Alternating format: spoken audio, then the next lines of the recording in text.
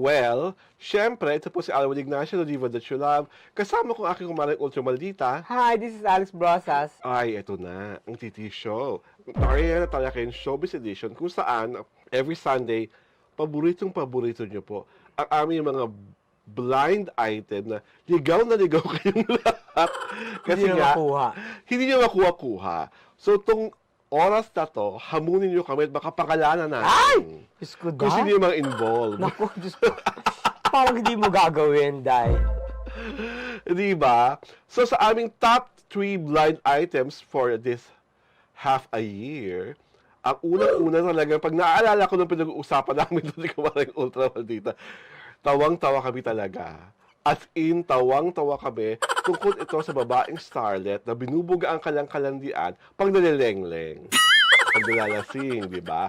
Siya yung nag-compare notes. Oo, siya yung nag-compare notes, di ba? Tatlong guy na kanyang mga past participle, pag nalalasing niya, hindi niya makalimutan si small, medium, and large. Di ba? Basta ako ayoko kay large. Alam niyo na kung bakit. Si Mari naman, bet si medium, di ba? Oo, kasi cutie-cutie siya. Tsaka medyo hindi masyadong bagets, di ba? Oo. Ako hindi na siya bagets. Saka yung mga tipo mo, yung pinupulbo-pulbuhan. Gusto mo sabayang maligo. Hindi, ayoko, no? Gusto ko lang paliguan. My God, yaya!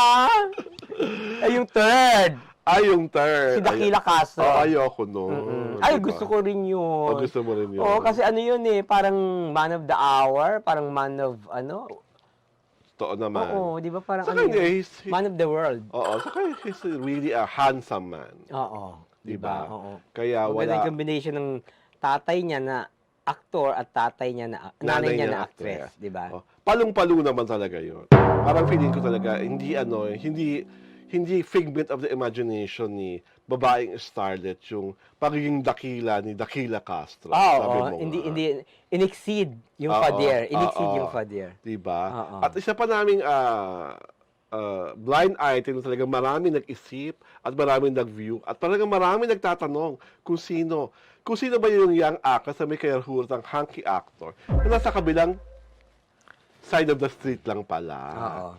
Diba? Kayo naman, basta kalandian, gustong-gusto nyo talaga. Basta, ang masasabi lang namin sa blind item na yan, ito ha, additional clue. Yung young actress na po, hindi na po siya young ngayon. Masyanda na siya. Matanda na siya. Flashback ano yan? Flashback blind item. Throwback blind item. Na ikwento naman niya yan sa isa niyang kaibigan. At yung hunky actor, hunky pa rin naman. Diba? Basta hunky actor. Basta ano yan, nung mga bata pa silang lahat. Nung mapapusok pa sila. Ay! Nung maiinit pa ang kanilang mga kalamnan. Ay! Nung nangyari ang mga harutan na yan. Ay! Kung nakakaloka. At ako rin naman, kung si hunky actor, di ba sis? Oo. Ang hirap mag-resist doon. Oo, kasi mistiso siya. Yes. Diyos ko, alam mo naman ako, I have A thing for mistizo. Di ba? Kaya nga yung actor friend ni hunky actor, di ba? May duda tayo kung friend lang. Naku, hindi duda yan, totoo yan. Hindi lang niya friend yan. Hindi lang niya kaharutan yan. Talaga? Oo! Di ba pwede maging friend lang ang dalawang lalaki, Mare? Hindi! Talaga? Lalo na yung isa kang may bahid, charot! Ay! Hindi raw straight siya.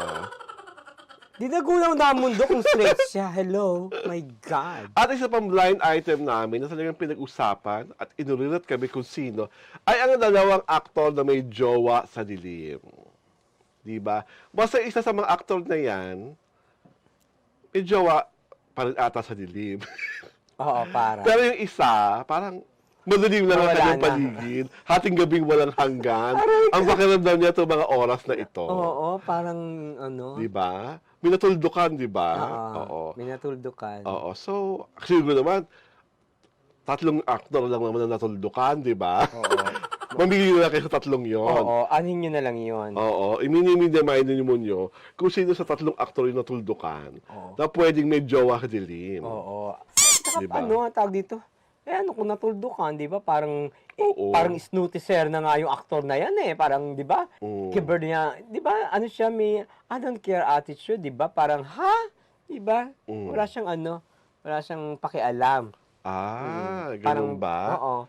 Ay, Kasi daw. Oo. Oh. parang maano nga yan eh. Aray ko, pati ba naman yan? My God, nakakaloka. Oh. Kasi daw, sobrang kasi may pa-sexy, maaari. My Parang God! gusto, hindi kaya isa sa mga jowa ka din ng mga aktor na yan. Naku, nakapapatot sa kanya, no? Snooty Sarah Talaga? siya. Ayun sa isa. Baka pwede pa, di ba? Choosy masyado to. Oo, I choose my man. Charat! Talaga? Oo, kaya nga, on that note, Jason, what happened to you? My God, parang gusto ko na manawagan. Nawawala ka na ba? Forever na ba ito? O ano, should I meet someone new or ano? You should meet someone new. Oo nga, kasi New Year. Bagong taon ay bagong buhay, bagong paputukan. Bagong ano. Diba? Ganun yun. Diba? Dyan, parang At sa mga nagtatanong po sa amin tungkol sa mga blind item namin, pasensya na po, hindi po namin talaga siya makapangalanan o makasagot kung sino sila. Kasi nga po, bulag na chika. So talaga po to, patalasan ng Tsaka itipid sa purpose, Oo, diba? itipid sa purpose kasi nga blind item. Saka po yan, patalasan. Kasi minsan po yung mga clues namin, kung papakinggan nyo kami, andun lang Nandun, talaga.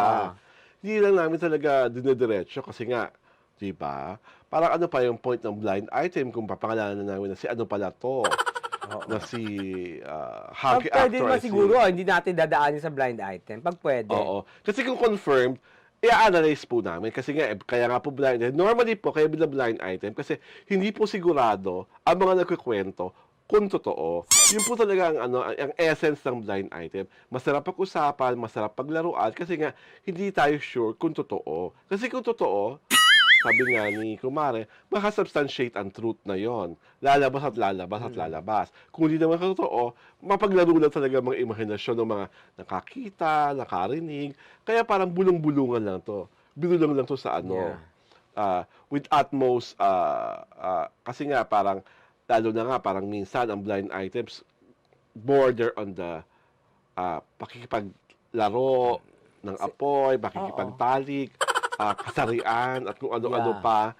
So, naman po yun, lalo na kung hindi naman talaga totoo, damaging sa reputasyon ng mga taong involved. Kaya nga po blind item.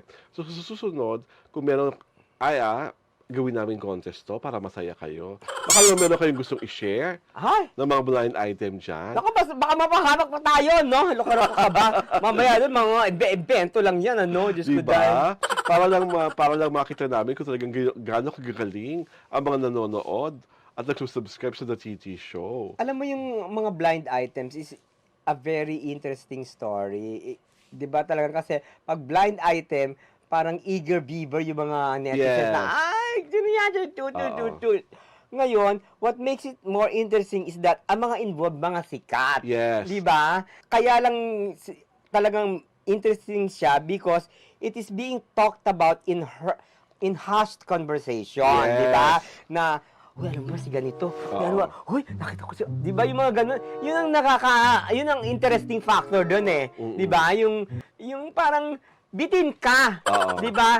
Yung bitin na yon, yung bitin factor na yon, yun ang talagang nakakapag mga... It makes you want for more. Diba? Nagkikrave ka lalo na malaman kung sino. Oo, parang gigil ka. It makes you gigil.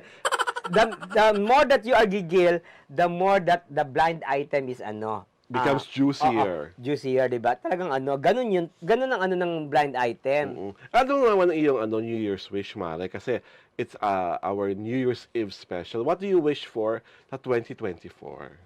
I want to live in a new condo. Oh, a new condo. Akala mo may lumang condo. Aray ko! A condo or an apartment, di ba? Yun. Ay, meron ka bang New Year's resolution?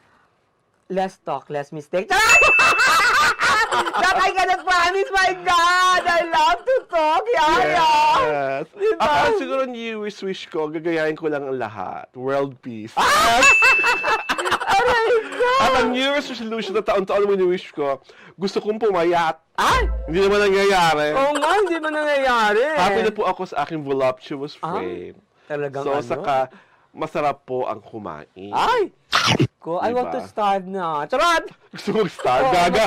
Bawiin mo yan. Para pumayat ako, my God! Bawiin mo yan. Weight. Nako. Bakit? okay yung pagiging ng weight mo kasi doon dati na parang ang pait-pait mo talaga. Diba ngayon, mas maalindog ka. Ah, Kung ganon? babawalan ka lang ang makita yung mga skin mo eh. My God! Sobrang maalindog mo. My Baka God! mamaya, akala ng mga tao, ano na to, vlog. Pakita ka ng flash. My God! Ikaw talaga, mare. At again, Happy New Year, Happy 2024 po sa lahat ng aming mga subscribers at sa aming mga viewers. Kaya inuulit po namin, sana po patuloy kayong mag-subscribe sa aming YouTube at i-follow kami sa Jayo Tirada at TV yung Facebook para hindi kayo maieskupan. Ito po si Alvin Ignacio, ang diva that you love. Kasama ko ang aking kumaring ultra maldita. Hi, this is Alex Brosas. Ito po ang The TT Show, ang Tarayana Talakayan Showbiz Edition. Manigong bagong taon po sa ating lahat. Palakpakan!